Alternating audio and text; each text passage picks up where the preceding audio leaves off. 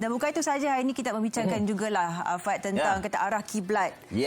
Khususnya di kawasan perumahan, dalam perumahan kita sendiri yang menjadi satu perbualan yang agak kencang sebab ramai yang mempersoalkan kesahihan arah kiblat itu. Ya, ianya merupakan salah satu daripada isu sensitif lah. Betul. Kan. Anda kata kalau kita ni tertukar kiblat dan sebagainya. Dan ada juga pandangan-pandangan daripada pakar-pakar ilmuwan agamawan yang mengatakan bahawa anda kata kalau kita ni tersalah arah kiblat, tersasar sikit tu tak ada masalah dan sebagainya. Tapi anda kata kalau kita ni rasa macam curiga, was-was, kita harus kata orang tu melakukan solat itu kembali. Dan kalau nak bercakap tentang arah kiblat ni, bukan saja kita nak menentukan arah kiblat tu kita nak menunaikan solat 5 waktu dan sebagainya, tapi untuk kita nak nak tanam orang, kalau nak ke bumi dan sebagainya, dan macam-macam lagi sebenarnya yang kepentingannya kalau kita nak menentukan arah kiblat ni. Dan kita ada satu bingkisan ni Sofia, untuk kita nak menentukan arah kiblat ni, kita nak bersama dengan pakar lah kan, untuk kita nak tentukan kesahihan penentuan arah kiblat ni. Demo memastikan arah kiblat, jom kita saksikan. Baru-baru ini, Persatuan Ahli Falak Negeri Selangor PAFNS telah mengesan sebanyak 40% daripada 5,000 kediaman umat Islam di sekitar Lembah Kelang menggunakan arah kiblat yang kurang tepat dan sedikit tersasar. Namun begitu, isu ini telah disalah tafsirkan oleh sesetengah pihak yang menganggap bahawa arah kiblat di masjid sekitar negeri ini turut mengalami masalah sehingga menimbulkan pelbagai spekulasi.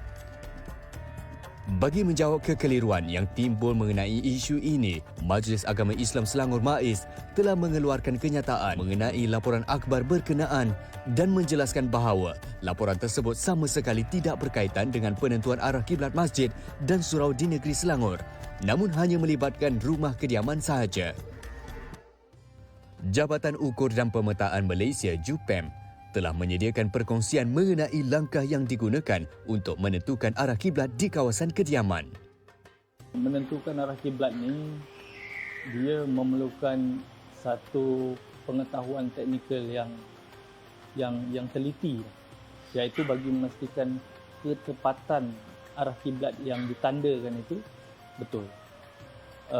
Jadi kalau kami di Jabatan Ukur sebagai professional surveyor ini, kami menggunakan kaedah serapan matahari, iaitu bagi menentukan nak mendapatkan arah utara benar. Daripada arah utara benar tadi, dengan menggunakan alat total station, kita akan cari arah kiblat sebagaimana yang kita hitung. Jadi apabila kita telah pindahkan ke dalam rumah tadi, alat tadi kita akan pasang di dalam rumah, kemudian berasaskan bearing yang luar tadi yang kita bawa ke rumah tadi adalah menjadi asas kepada alat yang kita pakai itu. Daripada situ nanti kita akan buka alat tu ke arah kiblat yang telah kita kira. Misalnya arah kiblatnya 292 30 darjah 00 saat. Alat ini boleh buka sehingga dapat 292 30 darjah 00 saat. Ketepatan alat ini, dia boleh mendapatkan arah sehingga ke saat yang terakhir. Jadi seperti kompas misalnya, keupayaannya sehingga darjah saja. Dia hanya boleh dapat sehingga 292 darjah. 30 minit 00 saat itu tak dapat nak ditentukan. Tetapi dengan alat ini dia dapat menentukan sehingga berketepatan tinggi. Dengan hanya menggunakan bayang daripada matahari, kita boleh semak arah kiblat di tempat kita, di rumah kita, dalam keadaan betul ataupun tersasar daripada arah yang sebenarnya. Yang pertamanya, kita perlukan of course paper dan juga pembaris, kemudian data berkenaan dengan matahari melintas di atas garisan Kaabah. Data ni sebenarnya adalah pada setiap hari ada satu masa, 1 minit tertentu yang matahari akan melintas di atas garisan antara Malaysia ke Kaabah. Pukul berapa dia akan lintas garisan tu, itulah yang kita kejar waktu tu. Jadi daripada data yang kami hasilkan ini, pada Jabatan Ukur hasilkan ini, pada 2 hari bulan 5 2023, pukul 3.23 adalah waktu di mana matahari akan melintas benar-benar di atas garisan Kaabah itu.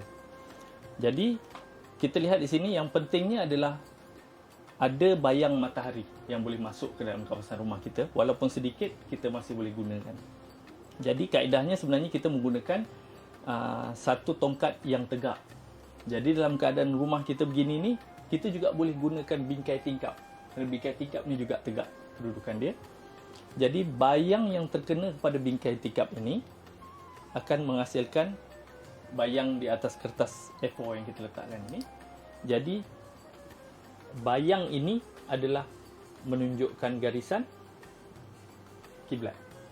Jadi kita boleh gariskan, kita rapatkan kertas ke dinding. Kemudian kita boleh gariskan bayang tadi untuk kita mengetahui di manakah arah kiblat kita. Ya? Itu yang penting. Tetapi kita harus berwaspada. Ada bulan-bulan tertentu, ada hari-hari tertentu, bayang ini adalah menuju ke arah kiblat. Ada bulan-bulan tertentu, ada hari tertentu yang bayang tu lawan arahnya adalah arah kiblat. Jadi untuk hari ini, bayang yang ada adalah lawan arah kiblat. Jadi ini tiang, ini bayang tiang, bayang ini adalah lawan arah kiblat. Jadi arah kiblatnya adalah ke arah sana. Setelah kita tandakan arah kiblat tadi menggunakan bayang matahari, jadi kertas yang sama ni kita boleh gunakan untuk menandakan arah kiblat di bilik-bilik yang lain dalam rumah ni juga, asalkan kita mempunyai dinding yang selari dengan dinding yang kita pakai tadi. Contohnya ni di ruang tamu, so dinding ini adalah selari seperti dinding dalam, so kita boleh rapatkan saja tepi kertas tadi sama seperti di dinding sana. Garisan arah kiblat yang kita tandakan tadi, kita boleh lipatkan kertas ini mengikut garisan arah kiblat tadi. Kemudian kita boleh tandakan stiker selari dengan kertas ini. Jadi begitulah cara yang agak mudah bagi orang awam ataupun kita bersendirian di rumah untuk semak arah kiblat kita menggunakan kaedah bayang matahari, dan macam mana kita nak memindahkan garisan arah kiblat tadi ke ruang-ruang yang lain. Diharapkan perkongsian ini dapat membantu anda bagi menentukan arah kiblat untuk menyempurnakan rukun Islam kedua itu.